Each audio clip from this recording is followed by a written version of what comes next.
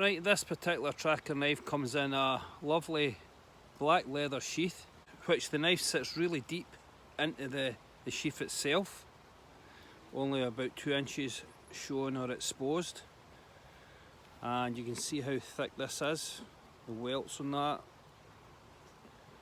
You would require it anyway just to protect you from the sharp edges. And to the rear it has his logo here, stamped across here, and if I turn it to the front you can see his Badger logo down the front, and some really good quality stitching here along the leather sheath. It feels smooth, really nice. It has quite a small belt loop which actually suits my belt I'm using today, but really happy with it. I've walked in a couple of miles today into the woods and it sat there on my hip nice and low, nice low carry. It wasn't sticking into my ribs or into my hip bones, so I was well pleased with that. And I can hold it upside down. Don't think I could shake it because there you go, it's got to come out there because of the weight of the knife, but it sits in, it's nice and secure, it's good enough. Turn it upside down, it'd be okay, as long as you weren't doing too much jumping about. Right, so that's the leather sheath, and the knife sits in, as I say, like that. And the knife's really sharp, so it does require this nice thick welt to protect it. So I'm really happy with this style of leather sheath. I'll just need to put some oil on it to protect it. It came all oiled up anyway, so I'll just need to make sure that I look after this one, and hopefully in the future I maybe get a Kydex sheath made for it also.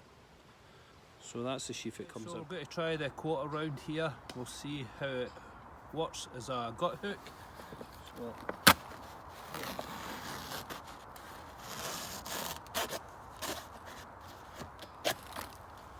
perfect. Try again. Watch.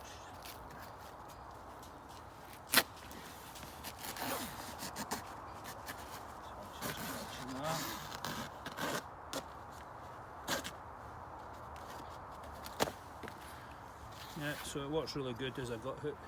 Right, let's see how we get on with a bit of battening here.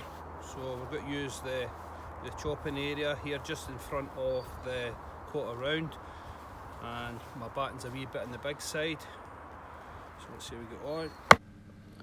This was a nice piece of pine that we had lying about, which had been drying out over a number of months.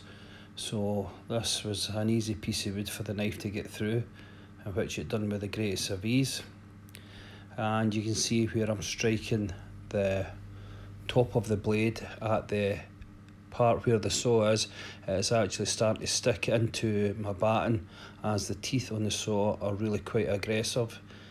The teeth themselves are made for making gouges in wood for doing like your traps and your number 7 pegs, and also for doing your bow drill set.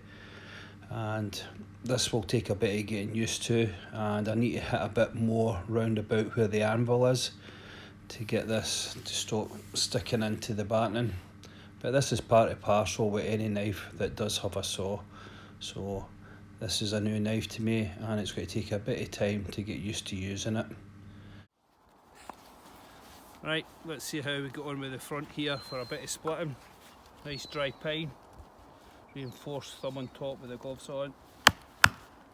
I've just got this wood here to stop me sinking into this stump. Yep, nice.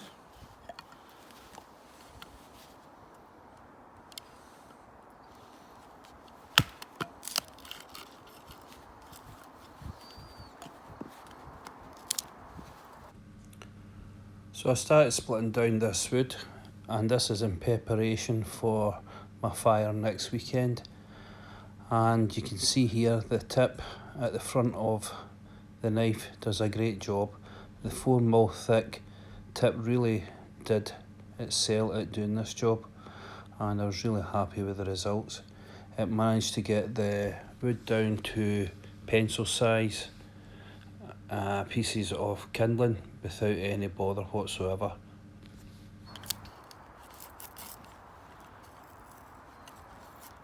Yep, happy enough with that.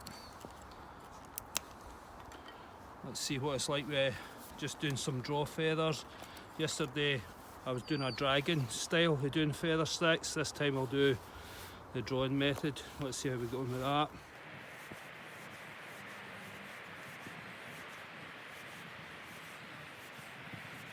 And you can see that starting to round that over now. So you can see how this would be really helpful when it came to making your arrows and truing out the arrow shaft.